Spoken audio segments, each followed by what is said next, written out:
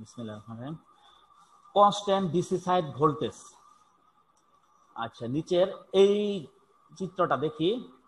এখানে যে রেকটিফায়ারটা দেয়া আছে এটা একটা ফুল ওয়েভ রেকটিফায়ার, যেখানে একটা কনস্ট্যান্ট ডিসি ভোল্টেজ এখানে কানেক্ট করা আছে। এই কনস্ট্যান্ট ডিসি ভোল্টেজটা আসলে কি রিপ্রেজেন্ট করে? We will now consider the circuit shown in figure 15.16. এটা হলো 15.16 এর এই ফিগারটা আমরা কনসিডার করব, where the assumption is that the DC side voltage is constant। যেখানে ডিসি একটা DC constant DC side voltage আছে, এই একটা ডিসি সাইড ভোল্টেজ আছে। It is an approximation to the circuit of figure 5.5 with a large value of C। এই ফিগারটা হলো figure 5.5 এর approximation. Figure 5.5 আমাদের কি ছিল একটু আমরা দেখে আসি। ফিগার 5.5 আমাদের জন্য কি ছিল? এটা হলো ফিগার 5.5 এ আমাদের যেটা ছিল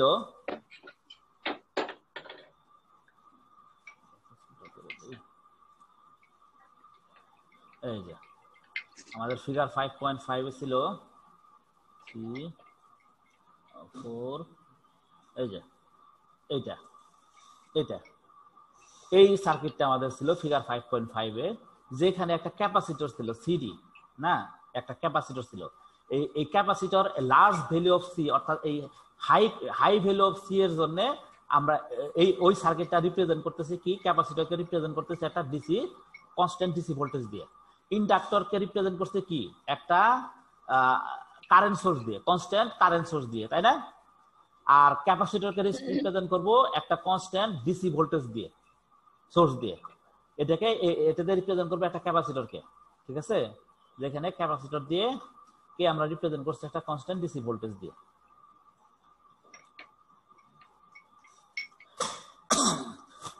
এই যে একটা কনস্ট্যান্ট ডিসি ভোল্টেজ দিয়ে আমরা একটা ক্যাপাসিটরকে রিপ্রেজেন্ট করছি এখানে। ওকে, এটা হলো আমাদের বলতে গেলে ফুল ওয়েভ, এটা হলো আমাদের হাফ ওয়েভ রেকটিফায়ারের জন্য। এটা হলো আমাদের ফুল ওয়েভ রেকটিফায়ারের জন্য চিত্র এ এবং বি।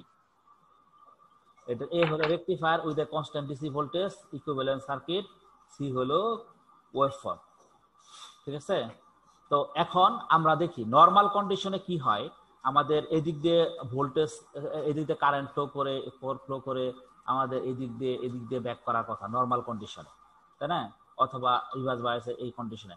এখন এই ভোল্টেজ সোর্সের জন্য একটা জিনিস হবে, সেটা হলো যে আমরা একটু দেখি। another assumption here is that the circuit condition are such that the current ID is 0 during the zero crossing of Vs as shown in under this condition the equivalent circuit in shown figure consider the waveform in figure 5.1c the Vs axis Vd at theta the circuit আচ্ছা এখন আমরা এখানে একটু দেখি, খেয়াল করে এখানে দেখো কার্ভটা একটু খেয়াল করো, কার্ভটা একটু খেয়াল করি। হ্যাঁ, এই যে এটা হলো আমাদের ভিএস, এটা হলো আমাদের ভিএস এর কার্ভ, এটা হলো আমাদের ভিএস এর কার্ভ, ভিএস এর কার্ভ। তো নিচে নামাই দিই। হ্যাঁ হ্যাঁ দেখো নরমালি আমাদের যে জিনিসটা হইতেছে সেটা হলো ভোল্টেজের ক্ষেত্রে আমরা যদি কল্পনা করি তাহলে এই ভিডি ভোল্টেজ, এই ভোল্টেজটা কিন্তু কনস্ট্যান্ট, এই ভোল্টেজটা হলো আমাদের কনস্ট্যান্ট, এটা হলো আমাদের ভিডি কনস্ট্যান্ট ভোল্টেজ। এই ভোল্টেজটা, এই ভিডি ভোল্টেজটা আমরা এখানে দেখাইছি, এটা একটা কনস্ট্যান্ট ভোল্টেজ। আউটপুটে যে ভোল্টেজটা আমরা পাইতাছি সেটা একটা কনস্ট্যান্ট ভোল্টেজ, ঠিক আছে? কনস্ট্যান্ট ডিসি ভোল্টেজ আমরা আউটপুটে পাচ্ছি, এটা কিন্তু কোনো চেঞ্জ হবে না। আমাদের ক্যাপাসিটরের কাজটা কি? ক্যাপাসিটরের কাজটা যেটা হলো ভোল্টেজ চেঞ্জ হতে দেয় না, ভোল্টেজটাকে কি ফিক্সড করে ফেলে। আমাদের কি হইতেছে এখানে একটা এই ক্যাপাসিটরকে যেহেতু একটা হাইলি ক্যাপাসিটর, যে কারণে এটাকে একটা ভোল্টেজ সোর্স হিসেবে আমরা কনসিডার করতে পারি। তো এটাকে আমরা কনসিডার করতেছি একটা হাইলি ক্যাপাসিটর অর্থাৎ একটা কনস্ট্যান্ট ভোল্টেজ সোর্স হিসেবে, যে ভোল্টেজটা নাম হলো ভিডি। এই ভিডিটা আমি এই লাইনে এখান দিয়ে রিপ্রেজেন্ট করলাম, এখান দিয়ে আমি এটা দেখাইলাম, ঠিক আছে? এটা দেখাইলাম।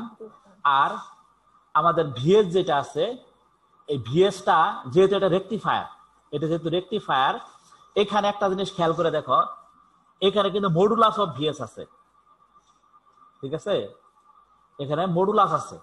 এর অর্থ কি? এর অর্থ হলো যে আমরা এখানে মানে নেগেটিভ সাইকেলটা উপরে দেখাইছি, নেগেটিভ হাফ সাইকেলটাও আমরা উপরে দেখাইছি। দেখো এই যে এইটা, আবার এটা কি, এটা নেগেটিভ এইদিকে যাওয়ার কথা না, নেগেটিভ হাফ সাইকেল, এটাও আমরা উপরে দেখাইছি। যে বুঝতেছ, এটাও দেখাইছি, অর্থাৎ পজিটিভ হাফ সাইকেল এবং নেগেটিভ হাফ সাইকেল দুইটাই আমরা উপরে দেখাইছি, যে কারণে এটাকে লিখছি মডুলাস অফ ভিএস, অর্থাৎ নেগেটিভটাও পজিটিভ হয়ে গেছে, ঠিক আছে। এই যে অর্থাৎ আমরা রেকটিফাইড সিগন্যাল এই ভিএসটাকে আমরা দেখাইছি এইভাবে, ঠিক আছে, এই যে এইভাবে। বুঝতে পারছো তো জিনিসটা? তো আলটিমেটলি কি, আলটিমেটলি তো আমাদের সবসময় এই কারেন্ট এই দিক দিয়ে পাস করবে, যেই হোক। রেকটিফায়ার তো, রেকটিফায়ার কি আমাদের রিভার্স বায়াসে তাকেও আমাদের কি করবে, অর্থাৎ অর্থাৎ জিনিসটা হলো একমুখী করে ফেলবে কারেন্টটা, কারেন্ট এক দিক দিয়ে পাস করবে আলটিমেটলি, ঠিক আছে। এই কারণে আমরা এটাকে কি করলাম, মডুলাস করে উপরে নিয়ে এসে বললাম ভিএস ভ্যালুটাকে। এখন একটা জিনিস খেয়াল করো, যে মনে করো এই ভোল্টেজটা হলো ভিডি ভোল্টেজ, এই ভিডি ভোল্টেজটা হলো এইটা, একটু মনোযোগ দিয়ে খেয়াল করো। ভিডি ভোল্টেজটা কোনটা? এই যে এই লাইনটা, এই যে উপরে যে লাইনটা আছে, এটা হলো আমাদের ভিডি লাইন। আর ভিএসটা কোনটা? ভিএসটা হলো যে ভোল্টেজটা। এখন এই ভিএস ভোল্টেজের মান যতক্ষণ পর্যন্ত ভিডি ভোল্টেজের চেয়ে বেশি না হবে, ততক্ষণ পর্যন্ত কি এই দিক দিয়ে কোনো কারেন্ট ফ্লো করবে? না স্যার, করবে না, কোনোদিনও কারেন্ট ফ্লো করবে না। কারণ কারেন্ট ফ্লো করতে গেলে এই দিক দিয়ে যদি আমাদের সার্কিট ক্লোজ হইতে হয়, তাহলে এই দিক দিয়ে যদি আমাদের এটা যদি পজিটিভ থাকে, এটা যদি নেগেটিভ হাফ সাইকেল থাকে, কালারটা চেঞ্জ করি, এই যে এটা যদি আমাদের পজিটিভ থাকে, এটা যদি আমাদের নেগেটিভ হয়, তাহলে এই ভোল্টেজটা অবশ্যই ভিডি ভোল্টেজে বড় হইতে হবে, তা না হলে তো আমাদের আলটিমেট ডিরেকশন কোন দিক থাকবে? এই উল্টা দিক থাকবে, তাই না? যদি ভিডি বড় হয়, ভিএস ছোট হয়, তাহলে কোন দিকে বেশি কারেন্ট ফ্লো করার কথা? এই দিকে ফ্লো করার কথা না? আর এইদিকে ফ্লো করতে পারবে না, কারণ এটা রিভার্স বায়াসে আছে, যেহেতু ডায়োড রিভার্স বায়াসে এদিকে ফ্লো করতে পারবে না, যে কারণে কোনো ধরনের কন্ডাকশনই হবে না। যতক্ষণ পর্যন্ত ভিএস ভোল্টেজটা ভিডি ভোল্টেজের চেয়ে বড় না হইতেছে, ততক্ষণ পর্যন্ত কোনো ধরনের কারেন্ট কন্ডাকশন এই জায়গায় হচ্ছে না। যখনই ভিএস ইজ গ্রেটার দেন ভিডি হয়ে যাচ্ছে, তখনই আমার কারেন্ট কন্ডাকশন হচ্ছে। কারণ এই ভোল্টেজটা বড়, এই ভোল্টেজটা ছোট হইলেই আমাদের কারেন্টের ডিরেকশনটা আমাদের এই দিকে হবে, আদারওয়াইজ এই দিকে হবে না। ক্লিয়ার? হ্যালো, জি স্যার। ওকে, বুঝতে পারছো তো? আচ্ছা, জি স্যার। অবস্থা তাহলে এখন যে মুহূর্তে ভিএস এর মানটা ভিডি চেয়ে বড় হবে, অর্থাৎ এই মোমেন্টটা, এই মুহূর্তে, ওই মুহূর্ত থেকেই কারেন্টের একটা ভ্যালু স্টার্ট পাবো আমরা। ওই মুহূর্ত থেকেই কি কারেন্টের আমরা একটা ভ্যালু পাবো, আদারওয়াইজ কোনো ধরনের কারেন্টের ভ্যালু আমরা পাবো না। কোন মুহূর্ত থেকে? যে মুহূর্ত থেকে ভিএস ইজ গ্রেটার দেন ভিডি হইতেছে। আর এই মোমেন্টটা কোন জায়গায়? এই ভিএস মান বাড়তে বাড়তে এই পয়েন্টটা, এই পয়েন্টটার সে উপরে যখন যাবে, তখনই কি ভিএস বড় হয়ে যাবে, ভিডি বড় ছোট হয়ে যাবে। অর্থাৎ এই অংশটুকুতে ভিএস বড়, ভিডি ছোট, তাই না? এই অংশটুকুর মধ্যে কন্ডাকশন আমাদের হইতেছে, অন্য কোন জায়গায় কন্ডাকশন আমাদের হওয়ার কথা না, কারণ অন্য সময়গুলোতে আমাদের ভিএস ছোট থাকে। এখন ঘটনা হলো, এই অংশ যখনই আমাদের পৌঁছবে, ওই সময় তো আমাদের কারেন্ট পাওয়ার কথা, কিন্তু আমরা তাৎক্ষণিকভাবে কারেন্টও পাইতেছি না। বুঝতেছ? মানে এই মুহূর্তে কারেন্ট পাওয়ার কথা, কিন্তু তারপর আমরা তাৎক্ষণিকভাবে কারেন্টও পাইতেছি না। কারেন্ট গ্রেজুয়ালি বাড়তেছে, কারেন্ট এই সাইনোসয়েডাল ওয়েভ শেপের আকারে বাড়তেছে না। এই গ্রেজুয়ালি কেন বাড়তেছে? Due to this source inductance. বুঝা গেছে? মডুলাস ভিএস দেওয়ার মানে কি স্যার? ভিএস বড়, মডুলাস ভিএস দেওয়ার মানে হলো আমি নেগেটিভ সাইকেলটাকে পজিটিভ সাইকেলে দেখাইলাম। এটা তো একটা সাইনোসয়েডাল ওয়েভ, ভিএসটা কি এটা সাইনোসয়েডাল ওয়েভ না? এরকম সাইন ওয়েভ না, এরকম তো একটা সাইন ওয়েভ। আমরা এই নিচের অংশটাও কি করলাম, আমি উপরে দেখাই দিলাম, ঠিক আছে? এই অংশটা আমি দেখাইলাম না। আলটিমেটলি কেন এই কাজটা করলাম? এই কাজটা করার উদ্দেশ্য হলো এইটাই, যে যেহেতু আমি ভিডির সাথে কম্পেয়ার করতেছি, ভিডি তো এই লাইনে, ভিডির সাথে কম্পেয়ার করতেছি, আলটিমেটলি যখন নেগেটিভ হাফ সাইকেল থাকবে, তখনও কিন্তু আলটিমেটলি এই দিকেই ভোল্টেজ থাকবে। অর্থাৎ ভিএস ভোল্টেজটা আসলে আমাদের এই ডিরেকশনেই অ্যাপ্লাই হবে, যত যাই করো।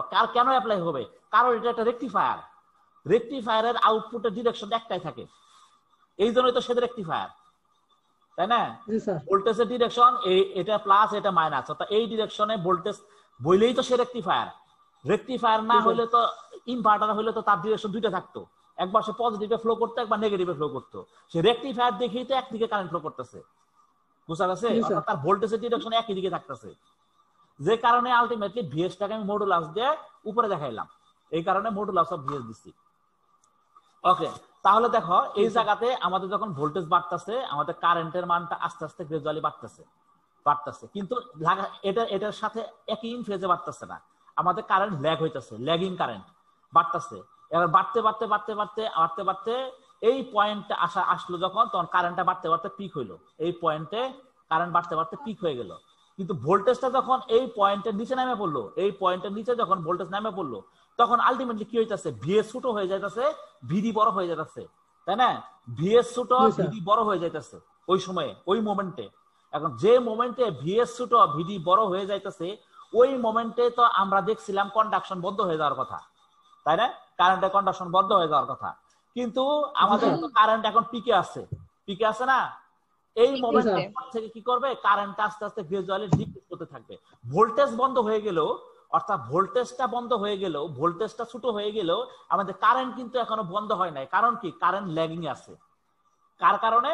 এই ইন্ডাক্টরের কারণে। ইন্ডাক্টরের কারণে যেহেতু কারেন্ট ল্যাগিং এ আছে, এই কারণে প্রথমে ভোল্টেজ বন্ধ হইলো, তারপর আস্তে আস্তে কারেন্ট বন্ধ হইলো। কারেন্ট যায় কোন জায়গায় বন্ধ হইলো? এই থিটা এফ এ যায় কারেন্ট বন্ধ হইলো, এই থিটা এফ এ গিয়ে কারেন্ট বন্ধ হলো। অর্থাৎ এই অংশটুকুতে ভোল্টেজ না থাকলেও আমাদের কারেন্ট আছে, due to this source inductance. এই সোর্স ইন্ডাকটেন্সের কারণে এই জিনিসটা হইছে। ক্লিয়ার? অর্থাৎ আমরা দেখতেছি এখানে এই যে থিটা বি থেকে আমাদের কারেন্ট কন্ডাকশন শুরু হয়েছে, এবং সে থিটা এফ পর্যন্ত কারেন্ট কন্ডাকশন হয়েছে, এবং থিটা পি তে গিয়ে কারেন্টের ভ্যালুটা ম্যাক্সিমাম হয়েছে, অর্থাৎ কারেন্ট পিকে উঠছে থিটা পি তে গিয়ে। ঠিক আছে? ওকে, এই জিনিসটা বুঝতে পারছো তো? তাহলে আমরা যদি এখন এই কই গেল, এই যে এই ইন্ডাক্টরের অ্যাক্রসে আমরা যদি এরিয়াকে ড্র করি, তাহলে ইন্ডাক্টরের অ্যাক্রসে আমরা দেখতেছি যেখানে দুইটা এরিয়া পাইতাছি। প্রথম হলো ইন্ডাক্টর চার্জ হইতাছে, এই এরিয়াটুকু ইন্ডাক্টর চার্জ হইতাছে, এটা ইন্ডাক্টরের চার্জিং টাইম। ইন্ডাক্টরের চার্জিং টাইম কোন পর্যন্ত? এইটুকু, এই অংশটুকু, এই অংশতে ইন্ডাক্টর চার্জ হচ্ছে, আর এই অংশটুকু কি ডিসচার্জ হচ্ছে। জি স্যার। হ্যাঁ, এই অংশে ইন্ডাক্টর ডিসচার্জ হচ্ছে। তাহলে এই ভিএল, এই অংশটা এরিয়া অফ এ হলো charging time, area of B হলো তার ডিসচার্জিং টাইম। হ্যাঁ, ঠিক আছে? এই এরিয়া এ এবং এরিয়া বি।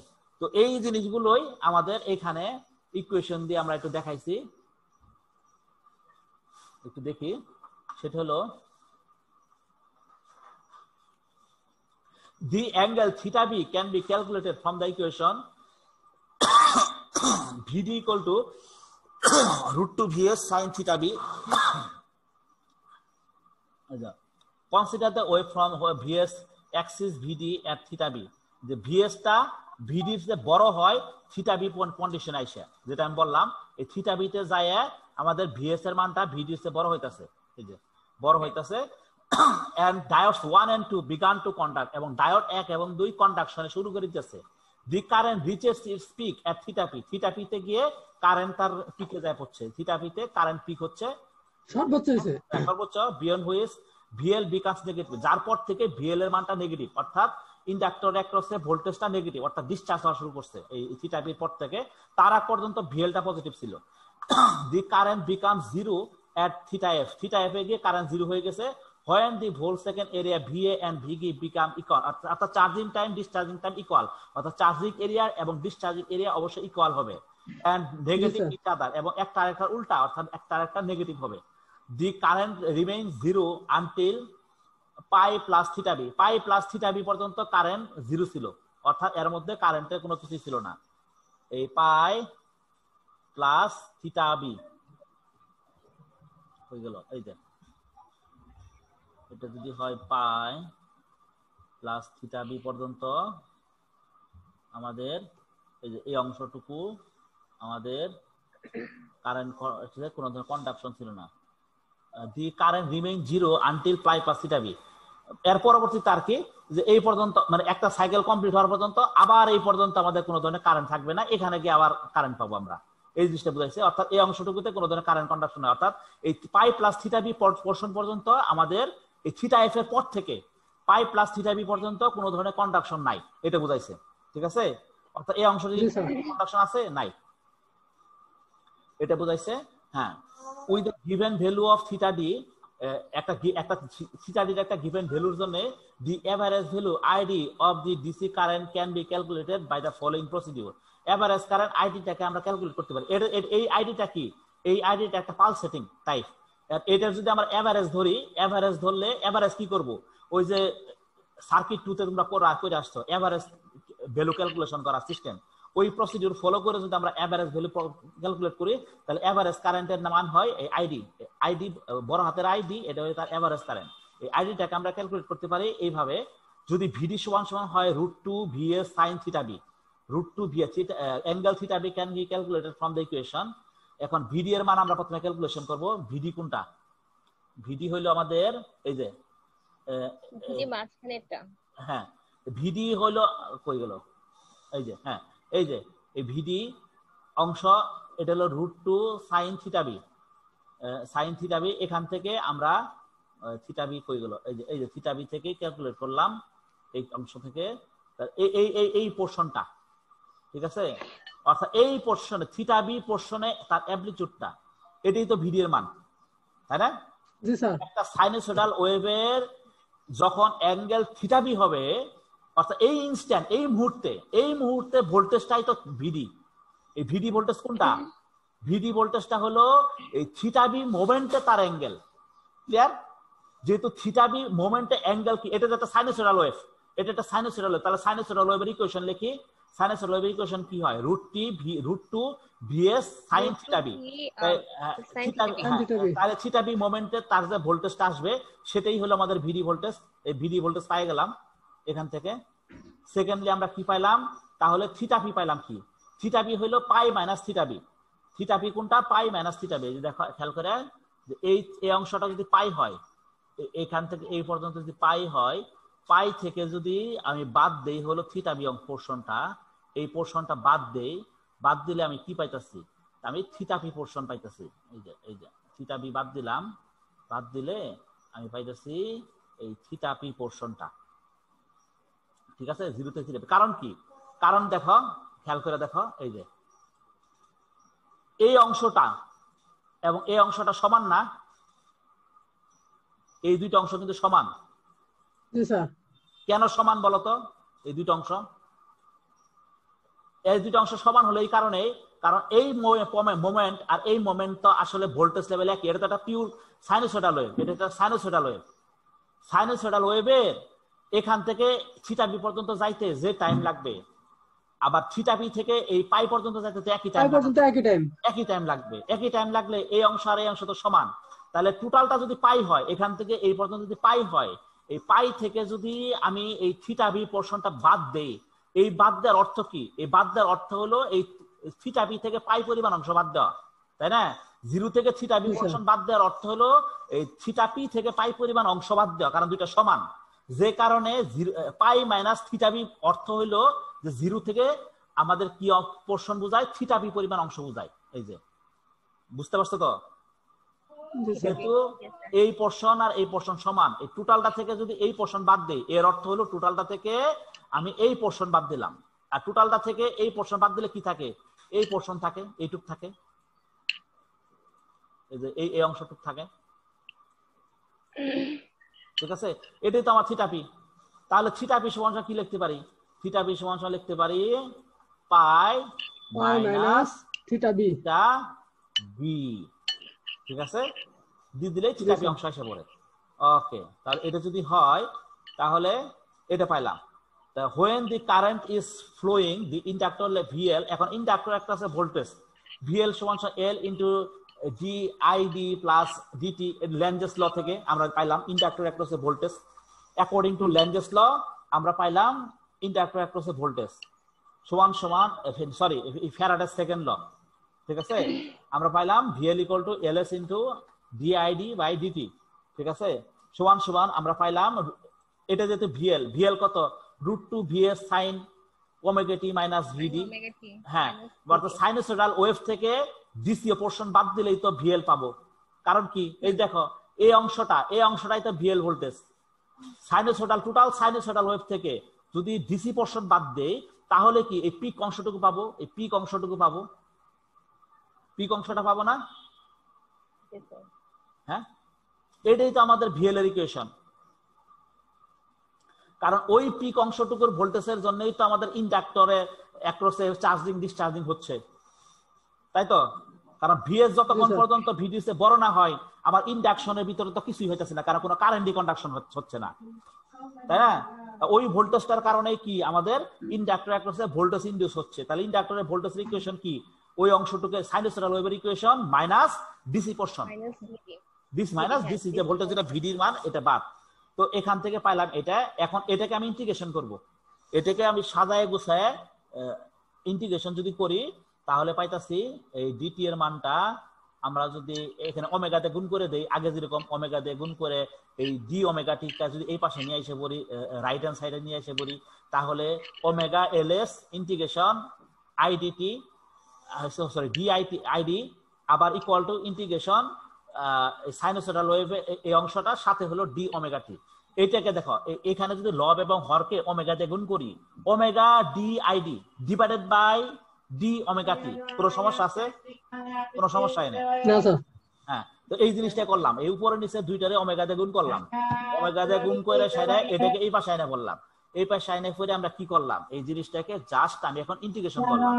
ইন্টিগ্রেশন লিমিট কি, কারেন্টের ইন্টিগ্রেশন লিমিট, কারেন্টের লিমিট হলো কোন পর্যন্ত কারেন্ট কন্ডাকশন হয়, থিটা বি থেকে থিটা এফ পর্যন্ত কারেন্ট কন্ডাকশন হচ্ছে, তাই না? জি স্যার। এই দেখাই এই যে ডিআইডি, আচ্ছা আইডি কারেন্ট না, আইডি যদি এভারেজ করতে হবে, এভারেজ যদি করতে হবে তাহলে আমরা লিখতে পারি এখানে থিটা বি থেকে শুরু করে আমাদের এখানে ওইগুলো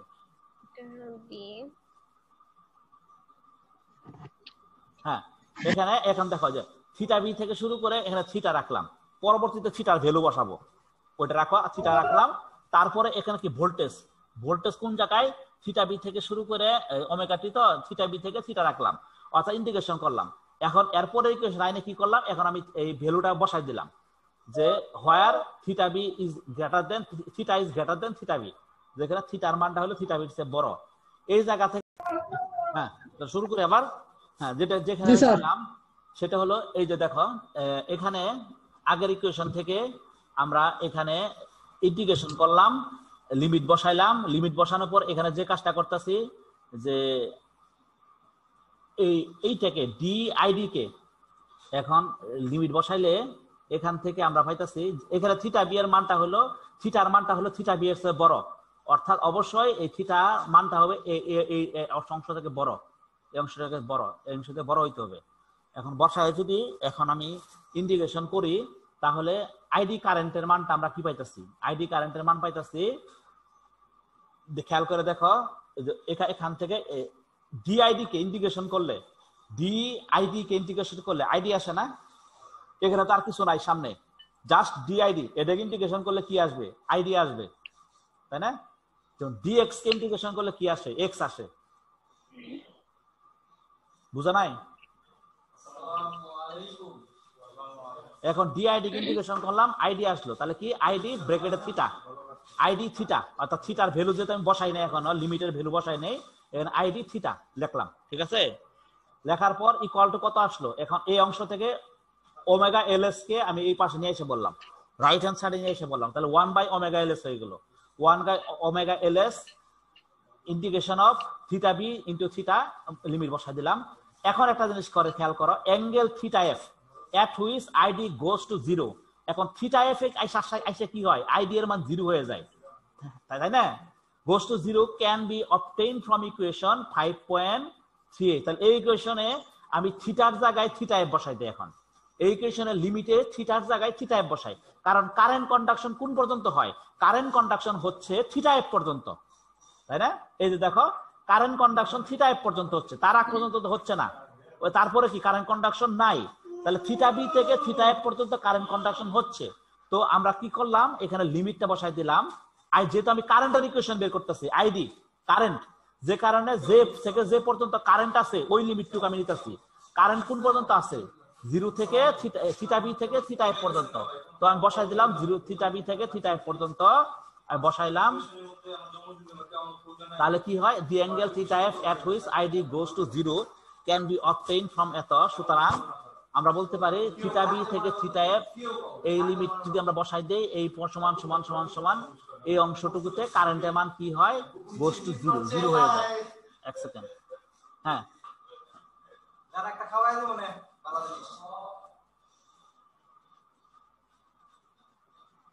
হ্যাঁ বুঝতে পারছো তো জিনিসটা? হ্যালো, জিরো বসলো কেন স্যার আইডির এখানে? কোনটা? নিচে। আচ্ছা আচ্ছা আমি দেখতেছি।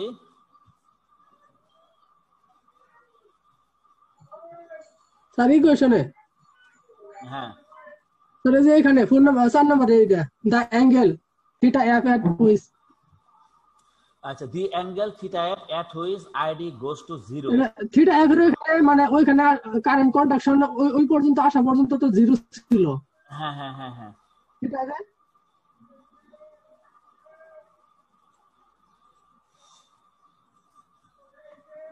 এক সেকেন্ড। ও আইডি থিটা, হ্যাঁ দেখো, এখন এই অংশটাতে আইডি থিটা, এই জায়গায় থিটার মান আমি থিটা এফ বসালাম, এই জায়গাতেও কি থিটার মান থিটা এফ বসালাম। খেয়াল করে দেখো, এই ইকুয়েশন থেকে theta minus theta B ID, খেয়াল করে দেখো। আচ্ছা এখন খেয়াল করো, এই ইকুয়েশনে আমি কি পাইলাম, এই ইকুয়েশন থেকে কি পাইলাম, আইডি পাইলাম, আইডি পাইলাম, এটা বুঝতে পারছো তো? আইডি পাইলাম, আইডিটা কিভাবে পাইলাম? এই যে খেয়াল করো, যে এখানে যখন আমি ইন্টিগ্রেশন অফ, এখানে ছিল আমাদের থিটা বি, আর এই জায়গায় ছিল আমাদের থিটা, শুধু থিটা ছিল, এটা ছিল আমাদের ডি আই ডি, এই তো ছিল আমাদের জিনিসটা না। এদিকে যখন আমি ইন্টিগ্রেশন করলাম, ইন্টিগ্রেশন কি হইলো, আমাদের আইডি হইলো, তাই না? লিমিট ছিল, লিমিট কি ছিল, থিটা থেকে এখানে ছিল থিটা বি, তাই না? এই তো ছিল লিমিটটা।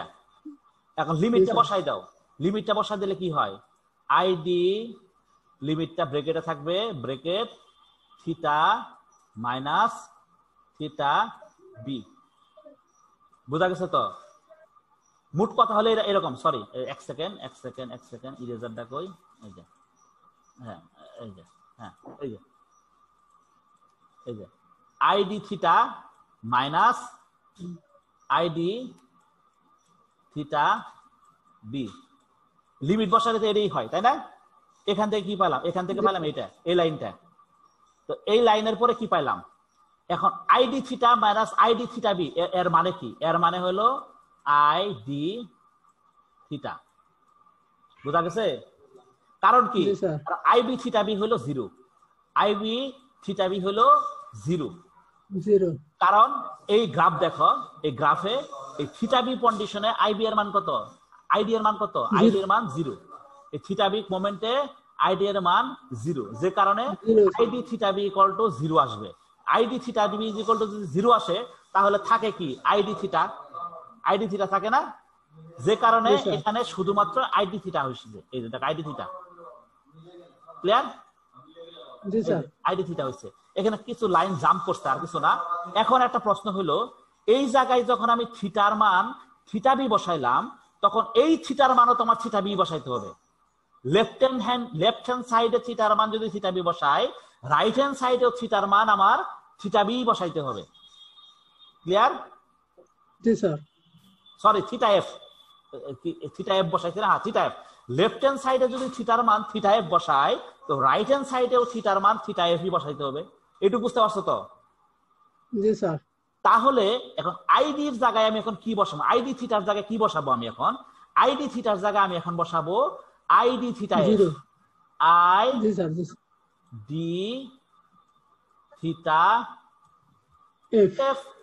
আর আইডি থিটা এফ এর মান কত, গ্রাফ থেকে দেখো তো দেখি, আইডি 0, যে কারণে এই জায়গায় বসছে 0, এই যে 0।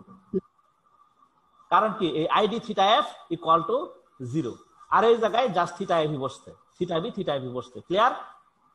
জি স্যার। বুঝতে পারছো তো সবাই? জি স্যার। ওকে, তাহলে হ্যাঁ, এখান থেকে আমরা কি পেলাম? আবার জানি in corresponding area A equal to B. আবার এরিয়ার ক্ষেত্রে আমরা কি জানি? এ ইকুয়াল টু বি জানি। এখান এ থেকে আর বি ইকুয়াল হবে। হ্যাঁ, সমান। তা D average value ID of the DC current can be obtained by integrating ID theta from theta B to theta F. এখন ID theta K theta B to theta F এর মধ্যে integration করে এবং দেন dividing by pi, এবং তাকে পাই দিয়ে ভাগ করে আমরা যে মানটা পাই সেই মানটা হলো তার এভারেজ ভ্যালু। এভারেজ ভ্যালু কোনটা আসবে? একটা কারেন্টের এভারেজ ভ্যালু। এই কারেন্টের গ্রাফটাকে এই থিটা বি থেকে থিটা এফ এর মধ্যে ইন্টিগ্রেশন করে টোটাল ইন্টিগ্রেশনটাকে 0 থেকে পাই এর মধ্যে ডিভাইড করে দিলেই তো আমরা এভারেজ কারেন্ট পাবো। এভারেজ কারেন্ট বের করার ফর্মুলা দেখবা, আমরা যখন আগে পড়ছিলাম এভারেজ কারেন্ট কিভাবে বের করি। টোটাল ওয়েভ শেপটাকে টোটাল টাইম পিরিয়ড দিয়ে যদি আমরা ভাগ করে দেই, অর্থাৎ 0 থেকে পাই পর্যন্ত যদি ভাগ করে দেই, তাহলে কি এভারেজ কারেন্ট পাওয়া যাব। ক্লিয়ার? জি স্যার। হ্যাঁ, তো এই কাজটা আমরা এখানে করছি। থিটা বি থেকে থিটা এফ মধ্যে কারেন্টটাকে ইন্টিগ্রেশন করছি, ID theta D theta integration করে টোটাল পাই দিয়ে ভাগ করে দিছি। পাই দিয়ে ভাগ করলেই আমি এভারেজ কারেন্ট আইডি এর মান পাই গেছি। ক্লিয়ার? জি স্যার, এভারেজ কারেন্ট পাই যাব। হ্যাঁ বলো স্যার। এখানে থিটা বি থেকে থিটা এফ পর্যন্ত হবে না? হ্যাঁ, থিটা বি থেকে থিটা এফ পর্যন্ত দিচ্ছি, থিটা বি থেকে থিটা এফ। জি স্যার। ইন্টিগ্রেশন করছি আমরা থিটা বি থেকে theta ID theta theta D theta. এটা কিসের মিক্সাং কথা? জি স্যার। অ্যাকাউন্টিং এর। আচ্ছা ঠিক আছে। হ্যাঁ দেখো, তাহলে এটুকু বুঝতে পারছো তো? জি স্যার। আচ্ছা ঠিক আছে। এই জিনিসটাই it is individually obvious that for given circuit parameter ID will depend on the value of VD. ID depend on the value of VD and vice versa. To present the relationship between the two in a general manner, we will normalize VD by VDO and ID by I short circuit. সুতরাং I short circuit equal to VS by omega LS. আচ্ছা হ্যাঁ, এখন